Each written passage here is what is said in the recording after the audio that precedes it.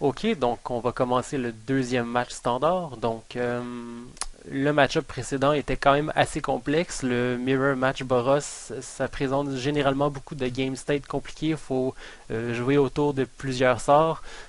Le match présent va se passer d'une part plus rapidement, mais va être également beaucoup plus simple. On joue contre Valakut Titan, il y a généralement pas mal moins de décisions à prendre. Donc on se lance. On ne commence pas malheureusement. Donc voilà, on pige cette main-là, c'est définitivement un keep, c'est quand même une main très bonne. On fait tour 1 guide, tour 2 géopède et avec 2 fetch up. Là, ça c'est si on pige pas d'autres lands. Donc ça semble quand même une excellente main. Spectral Elder encore là, pas vraiment pratique, un peu un blank en ce moment. On pige un Step Lynx, donc ça c'est vraiment excellent. Là. Ça nous laisse faire tour 1 Step Lynx, ce qui est toujours ce qu'on veut faire quand on joue Boros. C'est rare qu'on peut faire autre chose que tour 1 Step Lynx si on peut se le permettre dans Boros. On a énormément de fetch en main, donc ça pourrait être une main qui se révèle être plutôt douloureuse si l'autre n'a pas beaucoup de removal.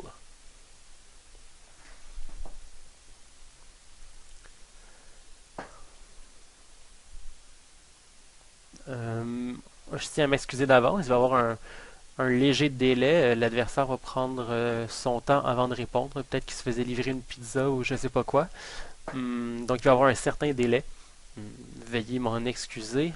En fait, ce que je vais faire, c'est que je vais couper le vidéo pour accélérer le tout. Dans le fond, ce qui va se passer, c'est que mon adversaire va jouer une montagne et va tout simplement passer le tour. Donc voilà.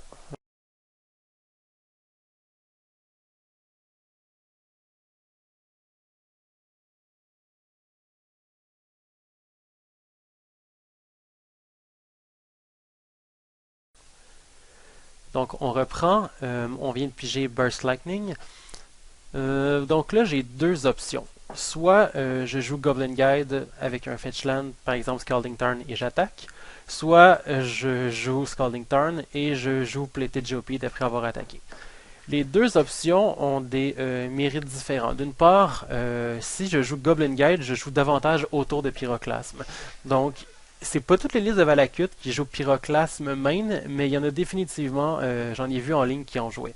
Donc là, ce que je vais choisir de faire, c'est de jouer le Goblin Guide, d'attaquer pour 6, de sorte que le tour suivant, je peux jouer Plated Geopede avec un autre Fetchland que je ne vais pas cracker, tout simplement pour avoir un Fetchland up au cas où que mon adversaire ferait Pyroclasme. Donc je vais pouvoir de sorte protéger mes créatures landfall si c'est le cas. Donc j'attaque avec le Goblin Guide, je passe le tour.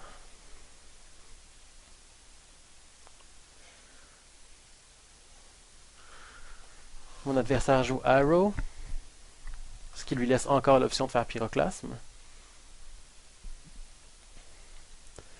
Mais il fait Explore plutôt, ce qui nous rend bien contents, pour une montagne. Ce qui signifie tout de même que le prochain tour, il peut faire Primeval Titan, ce qui est quand même assez décevant. On pige un autre Plated Geopede, pas mauvais évidemment, mais un peu late. Donc,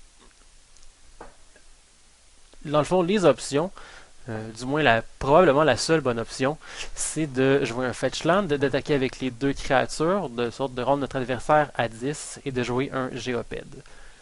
L'avantage qu'on a à faire ça, c'est qu'il va nous rester un Fetchland en jeu, donc dans le fond, le prochain tour, quand on va dropper notre deuxième Fetchland, on va avoir trois activations de Landfall. Donc le Steplinks et le Géopède vont chacun pouvoir passer au travers du Primeval Titan, ce qui évidemment on veut.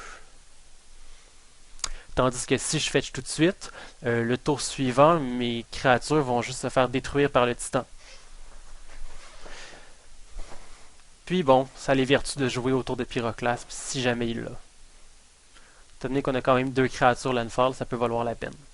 Ce qui n'y a pas vraiment de désavantage de ne pas le faire, puisque on sait que si l'adversaire veut jouer son titan, il va devoir poser une deuxième forêt en premier, puisqu'on avait juste une, donc il n'y aura pas d'activation de Valakut à ce moment-ci. Il va juste aller probablement chercher un Valakut et une montagne. De sorte que le tour suivant, il peut activer Valakut, ces deux Valakut avec deux montagnes. Donc 4 activations. Donc il va effectivement chercher un Valakut et une montagne, ce qui fait qu'on a la victoire assurée prochain tour. Puisque on met le Fetchland, on les craque tous les deux, ce qui fait que le Step Lynx est 6-7 et que le Géopède est 7-7. Donc on attaque avec le tout, il chump le Géopède, il se prend 8 et on termine avec Burst Lightning pour exactement l'étal.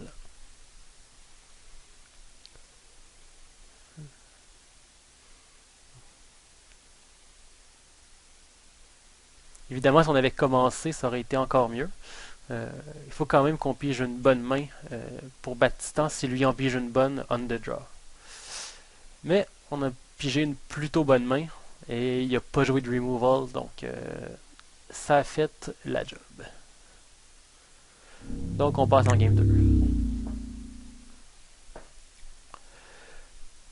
Donc, ce que je veux rentrer contre Valakut Titan, je veux notamment rentrer les Refraction Trap, évidemment.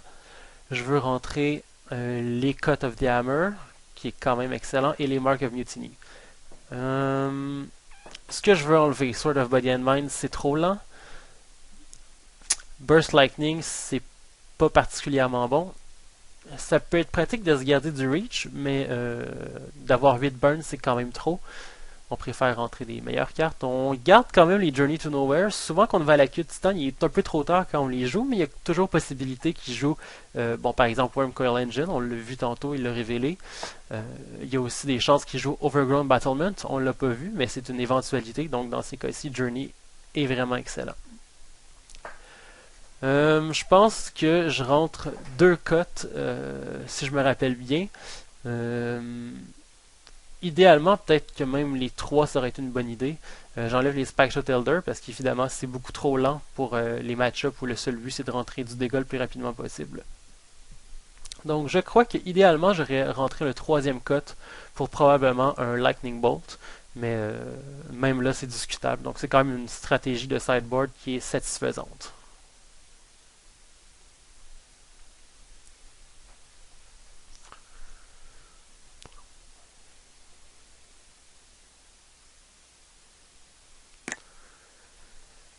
Donc,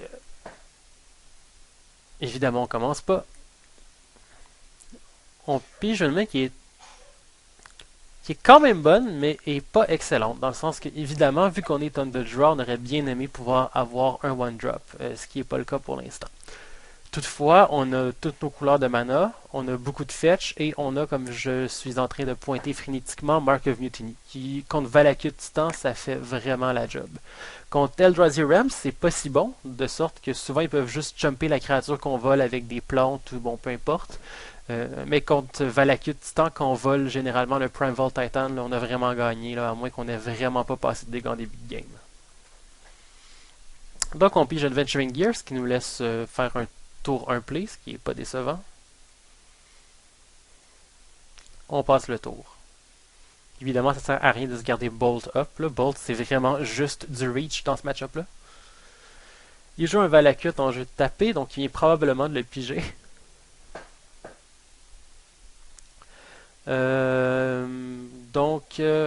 Là, on peut y aller avec Skyfisher ou Géopède.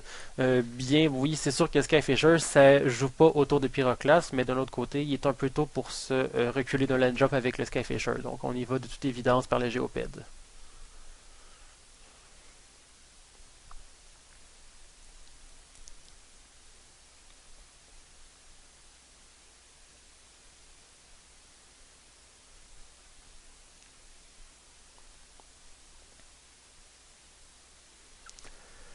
Et on passe le tour.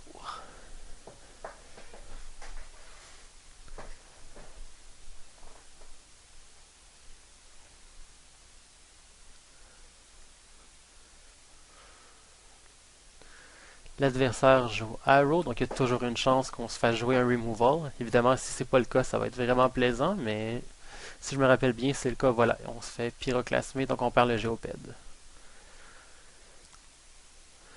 On pige Journey to Nowhere, ce qui est bien ordinaire comme carte. Évidemment, la seule option qu'on a, c'est de jouer le Core Skyfisher, de retourner un land dans notre main qu'on va utiliser pour équiper l'Adventuring Gear. On espère qu'il n'y a pas de Lightning Bolt, évidemment. S'il y a seulement d'autres pyroclastes, ce ne sera pas suffisant.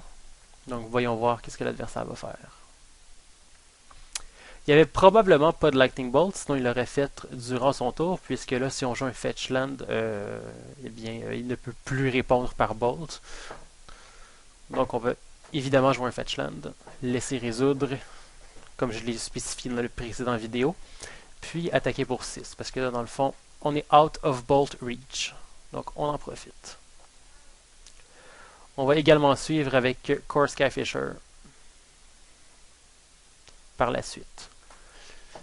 Ce qui nous laisse, malgré qu'on retourne un autre land dans nos mains, ça nous laisse quand même avoir 3 au prochain tour, donc juste assez pour jouer Mark of Mutiny. Donc si on se fait jouer un titan ou une grosse patate qui coûte 6, c'est probablement qu'on a gagné. Donc voyons voir, on joue le Skyfisher.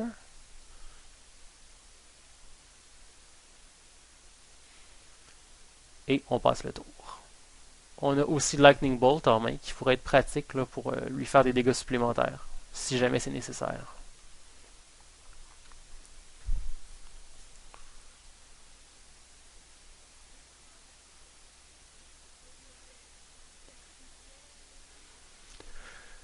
L'adversaire joue son 6e land, il a joué un 2e vert, donc on suppose que c'est pour le titan, voilà. Donc il joue Prime Volt Titan, ce qui signifie qu'on a clairement gagné.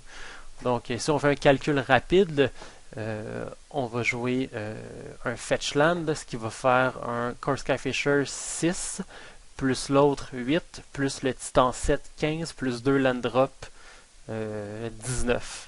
Donc ça c'est si on joue le Fetch. En fait on sera même pas obligé de jouer le Fetch ni le Bolt. On va simplement jouer Montagne, Mark, on vole le Titan et on fait environ 10, combien de dégâts? 17 je crois. Donc ça va faire 4, 5, 6 plus 2 Landfall 10 plus Titan, ça va faire 17 points de dégâts. Donc c'est bien suffisant. Fait amusant, on pouvait se rendre à, si on faisait Bolt fin de tour, il tombait à 11. On jouait le Fetch Land, donc on faisait 6, 7, 8, 15, plus 19, on faisait 22 points de dégâts. Donc vraiment, Mark of Mutiny, ça fait des kills qu'on pourrait qualifier de overkill, c'est vraiment excellent. Donc voilà le match de Titan, beaucoup plus simple. Généralement, il s'agit de savoir comment play around Pyroclasme, sinon de bien utiliser ses Refraction Traps. On n'en a malheureusement pas pigé, ça me rend très triste. J'aurais bien aimé vous montrer à quel point cette carte est excellente. En fait, ça me rend tellement triste que ce que je vais faire, c'est que je vais vous mettre un petit vidéo bonus supplémentaire. C'est juste un truc drôle que je fais pour vous montrer des situations où Refraction Trap, c'est pas mal bon. Donc voilà, j'espère que vous avez trouvé ça divertissant, j'espère que vous avez quand même appris. Si vous avez vu des misplays, là, ouvrez-vous le cœur sur le forum, vraiment, criez-moi des insultes, mais bref, défoulez-vous. D'une part de lire ça, ça va m'aider à devenir meilleur, puis ça va vous faire du bien. Donc merci, à la prochaine!